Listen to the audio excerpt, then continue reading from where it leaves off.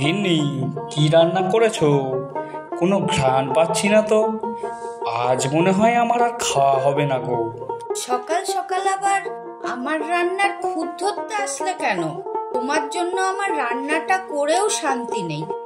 আরে, রান্না না করলে আমি তো বলবোই রান্না ভালো করে করো। রান্নার প্রাণ হলো ঘ্রাণ। সেই রান্নাই যদি ভালো না হয়, সে কি করে মুখে রোচে বলো তো? হয়েছে হয়েছে, আমি যেমন করে পারি তেমন করে রান্না করছি। যদি ভালো না লাগে তাহলে তুমি রান্না করে নাও। হ্যাঁ, আমার সব কাজ শেষ। আজ আমি রান্না করি আর তুমি আমার পাশে বসে রান্না করা শেখো, বুঝলে? আচ্ছা, তুমি রান্না করো, আমি তাহলে অন্য কাজ করি, বুঝলে? আচ্ছা আচ্ছা, ঠিক আছে, যাও। জানিস রতন, বাবা বাজার থেকে মুরগি এনেছে। আজ রান্না হয়েছিল, খুব মজা করে খেয়েছি। কি বলছিস? আজকেও তোদের মুরগি রান্না হয়েছে? তোরা রোজ রোজই মাংস খাস রে? ঠিকই বলেছিস তুই। আমি বাবাকে বলেছি কালকে আবার মুরগি আনবে। আচ্ছা, তাহলে আমিও আজ বাবাকে গিয়ে বলবো বাবা আমার জন্য মাংস আনবে, দেখবি? আচ্ছা দেখি, তোর বাবা নিয়ে এলে তারপর বলিস। তোর বাবা তো আবার গরিব, মাংস কি করে আনবে? হ্যাঁ, হা হা হা। আরে আনবে আনবে, ঠিক আনবে, দেখিস। আচ্ছা, সেটা পরে দেখা যাবে, এখন খেলি চল।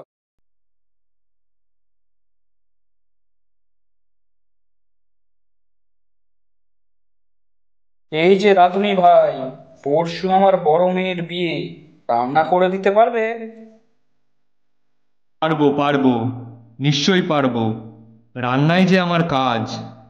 কিন্তু আমার রান্নার কিছু শর্ত আছে, জানো তো? না ভাই, জানি না। আমাকে বলো দেখি, কি শর্ত আছে তোমার? রান্নার সব মশলা আমিই দেব, রাজি থাকলে বলো। কেন ভাই, মশলা বাইরে থেকে কিনলে কি হবে?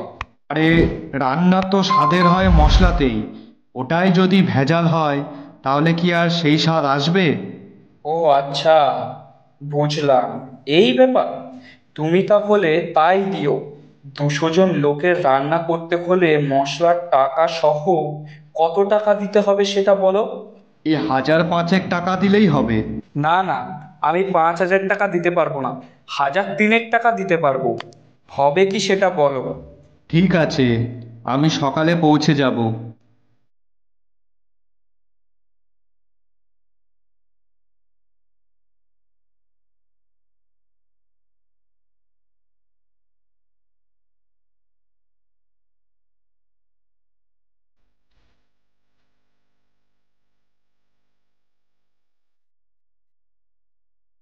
কি গো, কখন গেছো রাধুনির সন্ধানে? এই বুঝি তোমার আসার সময় হলো? আরে সে কথা বলো না, রাঁধুনির খুব অকাল পড়েছে। অনেক খুঁজে একটা রাঁধুনি পেলাম গো। যাক, বাঁচা গেছে অবশেষে। রাঁধুনি তো পেলে। এসো ঘরে বসো, আমি তোমাকে খেতে দিচ্ছি। না গোবিন্দ, বেলা গড়িয়ে গেল গো। বাজারে গিয়ে কিছু বাজার করে রাখি। আচ্ছা ঠিক আছে, যাও যাও, তাড়াতাড়ি আসবে, তারপর খাবো একসাথে।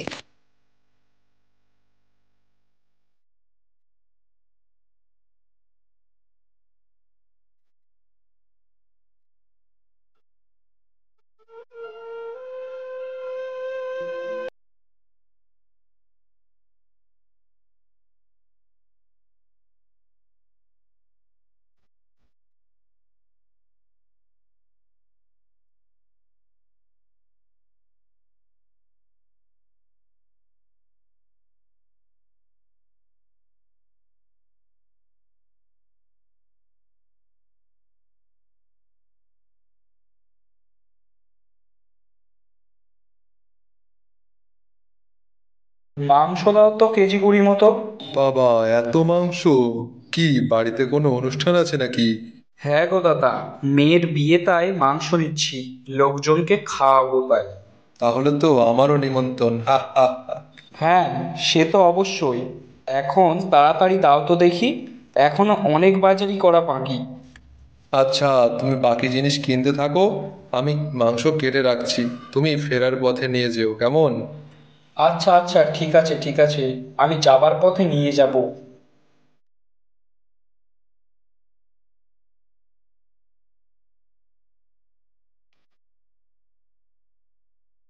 নিয়ে যান নিয়ে যান, টাটকা টাটকা মাছ নিয়ে যান, ইলিশ, কাতলা, রুই, বসে বসে দই। ইহ ইহ ইহ ইহ।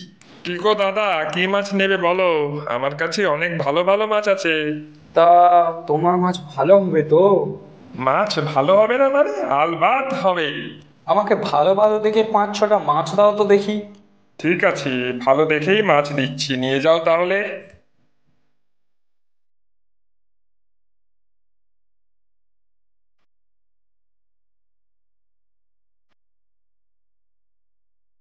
যাই তাহলে এবার, মাংসর অর্ডারটা নিয়ে চলে যাই।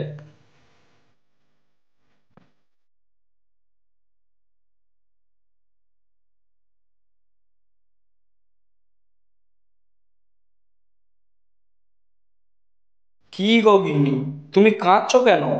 সব শেষ হয়ে গেল গো। কি শেষ হয়ে গেল? ঘটক দাদা এসেছিল, এসে বলে গেল এ বিয়ে নাকি হবে না। সে কি গো, কি বলছো তুমি? কেন হবে না? ছেলের বাড়ির লোক অমত জানিয়েছে, তারা নাকি কিছু টাকার দাবি করেছে। সে কি গো, আমরা তো গরিব মানুষ, আমরা টাকা দেব কি করে? হ্যাঁ, সেই জন্যই তো ঘটক দাদা এসে বলে গেল এই বিয়ে নাকি হবে না।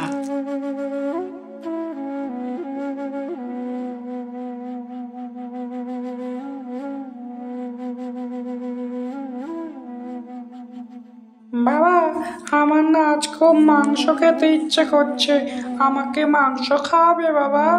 কাল তো বড় মেয়ের বিয়েটা হলো না, মাছ মাংস সবই রয়ে গেছে। আজ কিছু রান্না করে ছেলেকে খাওয়াই, আর বাকিটা ছোট ছোট বাচ্চাদের খাইয়ে দেব। হ্যাঁ বাবা, কেন খাওয়াবো না তোকে, নিশ্চয়ই খাওয়াবো। সত্যি বলছো বাবা, তুমি আমাকে মাংস খাওয়াবে? হ্যাঁ রে বাবা, কেন খাওয়াবো না? কি মজা কি মজা, মাংস খাবো।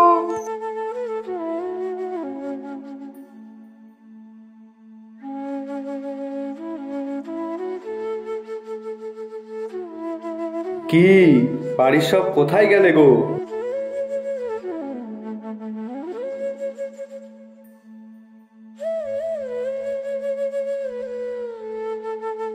আর বলবেন না দাদা, কাল সব শেষ হয়ে গেছে। কেন, কি হয়েছে? কাল আমার মেয়ের বিয়েটা ভেঙে গেছে দাদা। এ কি কথা, শুনে খুবই কষ্ট পেলাম। হ্যাঁ, তবে আপনার জন্য একটি কাজ আছে। আমার ছেলে কাল মাংস ভাত খেতে চেয়েছে, আর কালকের বাজার করা জিনিস সব পড়ে রয়েছে, তাই ভাবছি ছোট ছোট বাচ্চাদের খাইয়ে দেব। তো খুবই ভালো কথা, আপনি গরিব হলেও আপনার মনটা অনেকটাই বড়। তা চলুন, কাজ শুরু করা যাক। হ্যাঁ হ্যাঁ, চলুন, এই দিকে রান্নাঘর। সত্যি রাঁধুনি দাদার কোনো জবাব নেই। তা তুমি ঠিকই বলেছ, সত্যিই খুব সুন্দর হয়েছে। হ্যাঁ, আমি তাড়াতাড়ি খেয়ে আশ্রমে গিয়ে খাবারটা দিয়ে আসি।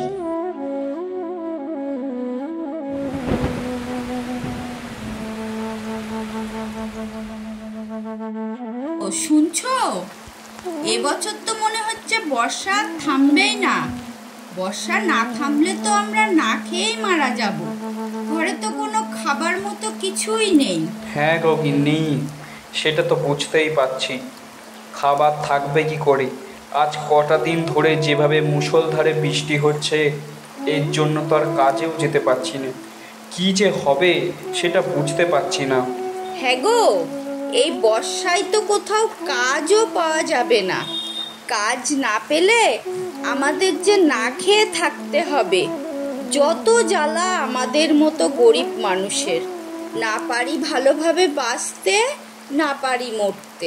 গিন্নি, এত রাগ করো না, সৃষ্টিকর্তা ঠিকই একটা রাস্তা বের করে দেবে। তুমি যাও, গিয়ে দুপুরের জন্য রান্না বসাও। কি রান্না বসাবো? ঘরে তো কিছুই নেই। যা আছে তাই দিয়ে পেট ভরাতে হবে। তুমি এক কাজ করো, দুপুরে পান্তা ভাতি দিও। আমি দেখছি কোনো কাজ পাওয়া যায় কি। ঠিক আছে, তাহলে তুমি বিশ্রাম নাও, আমি যাই। গিন্নি, ও গিন্নি, এই দেখো আমাদের বেগুন গাছে কত বেগুন ধরেছে।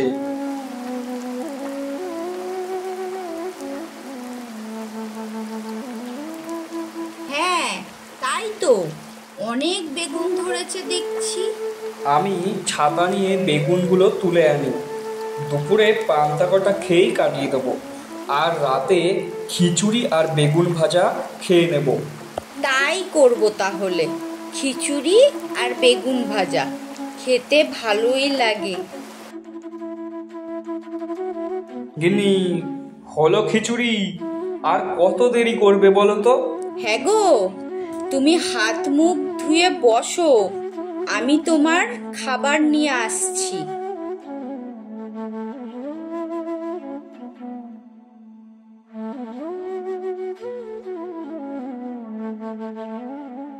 গিন্নি, যাই তাহলে, মহাজনের কাছে গিয়ে দেখি কাজের কোনো সন্ধান পাওয়া যায় কি। যাও সাবধানে।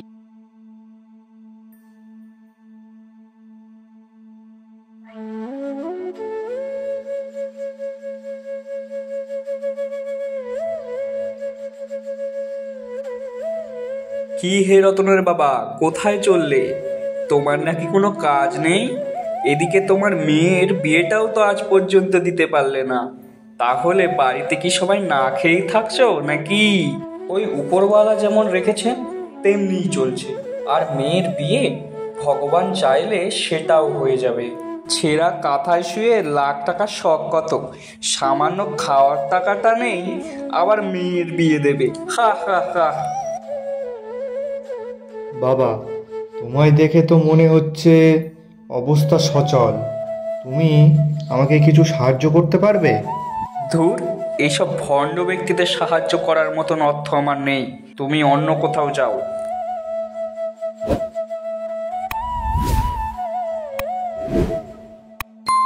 বাবা, আপনি যদি কিছু মনে না করেন, আমার তো অর্থ দিয়ে সাহায্য করার কোনো ক্ষমতা নেই।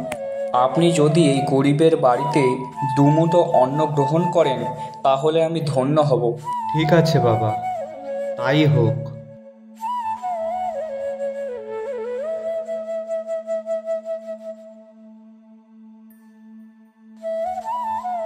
গিন্নি, ও গিন্নি, কোথায় গেলে? দেখো আমাদের বাড়িতে আজ কার চরণধুলি পড়েছে।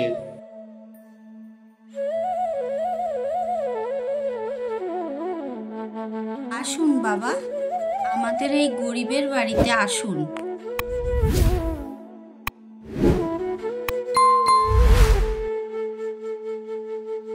বাবা, আপনি এখানে বসুন, আমি আপনার খাবার ব্যবস্থা করছি।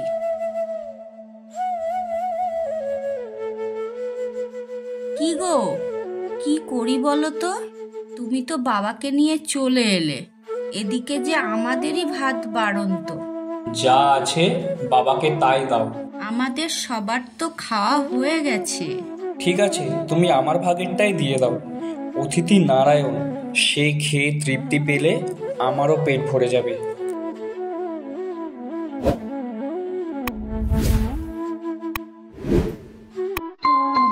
অন্ন খেয়ে বড়ই তৃপ্তি পেলাম। শোনো বাছা, তোর সেবায় আমি সন্তুষ্ট হয়েছি। তুই নিজে গরিব হয়েও আমায় খাওয়ালি। বাবা, আপনি কি করে জানলেন? আমি সুদূর হিমালয় থেকে এসেছি। বহুদিন আমি হিমালয়তে তপস্যা করে সিদ্ধি লাভ করেছি, আর তাই আমি সকলের দুঃখ কষ্টের কথা জানতে পেরেছি। আমি তোদের আশীর্বাদ করছি, তোদের সকল দুর্দশা আজ থেকে দূর হবে।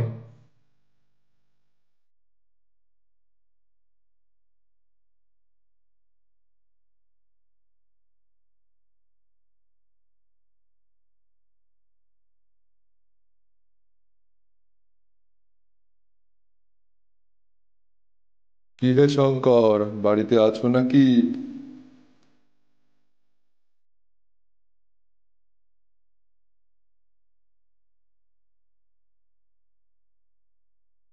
আরে কর্তাবাবু, আপনি বসুন বসুন। আমি তোমার কাছে একটা প্রস্তাব নিয়ে এসেছিলাম। কি প্রস্তাব জমিদার বাবু? তোমার মেয়ের সাথে আমি আমার ছেলের বিয়ে দিতে চাই। এ তো দারুণ খুশির খবর, কিন্তু কর্তা যদি কিছু না মনে করেন একটা কথা জিজ্ঞাসা করব?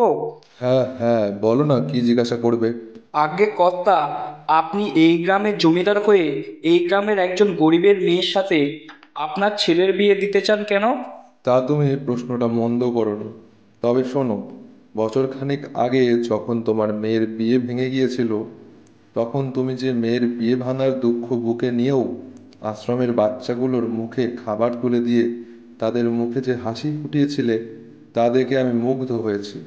আমি তখনই চেয়েছিলাম আমার ছেলের সাথে তোমার মেয়ের বিয়ে দিতে, কিন্তু ছেলে তখন বিদেশে থাকায় সেটা আমি আর করে উঠতে পারিনি।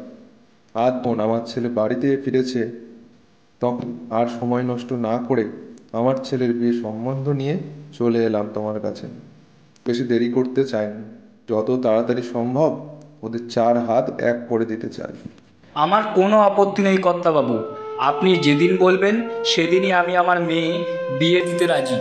কিন্তু আমার আর্থিক অবস্থা তো এতটা ভালো নয়, আপনি যদি আমাকে একটু সময় দেন। আরে টাকা পয়সা নিয়ে কোনো চিন্তা করতে হবে না, আমি থাকতে তোমার আবার চিন্তা কিসের? তোমার মেয়েকে তো আমি আমার মেয়ে করেই বাড়িতে নিয়ে যাব, তাই তার বিয়ের সমস্ত খরচাও আমিই দেব। আপনাকে যে কি বলে ধন্যবাদ দেব জমিদার মশাই। আরে ঠিক আছে ঠিক আছে। আর একটা কথা, আমার কিছু জমি আমি ভাগে চাষ করাতে চাই। আমার ইচ্ছা তুই সেই জমিগুলো ভাগে চাষ কর, যাতে তোর সংসারটাও ভালোভাবে চলে।